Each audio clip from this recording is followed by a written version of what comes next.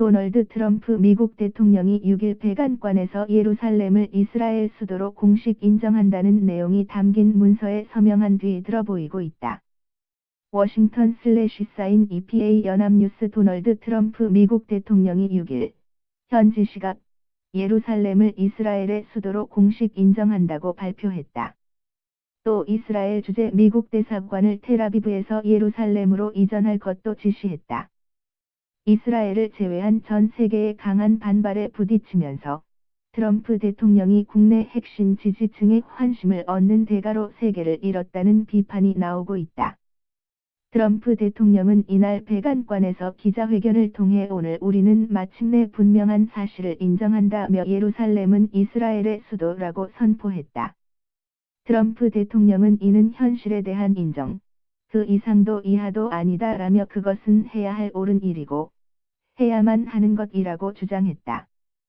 유엔은 1947년 종교적으로 복잡하게 얽힌 예루살렘의 특수한 성격 등을 고려해 이스라엘과 팔레스타인 어느 쪽에도 속하지 않는 국제특별관리지역으로 삼는다는 내용의 결의를 내놨다. 1948년 이스라엘의 건국 이후에도 미국을 포함한 세계 모든 국가들은 예루살렘을 이스라엘의 수도로 인정하는 것을 꺼려왔다. 70여 년에 걸친 미국 및 국제사회의 입장을 뒤집은 트럼프 대통령의 이날 선포가 중동의 화약고를 건드렸다는 비판이 나오는 까닭이다. 이 발표로 미국 이스라엘 대 나머지 국가들이라는 대립 구도가 뚜렷해졌다. 안토니오 구테르스 유엔 사무총장은 이날 예루살렘의 지위는 당사국인 이스라엘과 팔레스타인 간 직접 협상을 통해서만 해결될 수 있다고 지적했다. 유엔 안전보장이사회 안보리는 8일 현지 시각 긴급회의를 소집해 예루살렘 사태를 논의하기로 했다. 프란치스코 교황도 이미 수많은 잔혹한 분쟁으로 괴로워하는 불안한 세계의 긴장을 촉발할 새로운 요소를 더하는 것을 피해야 한다며 예루살렘의 현 상태가 유지돼야 한다고 말했다고 AFP 통신이 보도했다. 트럼프 대통령의 발표는 미국의 패권적 지위 추락을 가속화시킬 수 있다. 우선 파리 기후 변화 협정 탈퇴와 이란 핵협정 파기 등 주요 현안에서 트럼프 대통령의 일방 통행에 불났던 대서양 동맹 국가들이 들고 일어났다. 테리사 메이 영국 총리, 앙겔라 메르켈 독일 총리, 에마뉘엘 마크롱 프랑스 대통령 등이 일제히 트럼프 대통령의 결정에 동의하지 않는다는 발표를 내놨다고 외신들은 전했다. 아랍권도 술렁이고 있다. 미국의 동맹인 사우디아라비아의 살만 빈 압두라지즈 국왕조차도 알카에다 등 전 세계 강경 무슬림을 도발하게 할 것이라고 경고했다.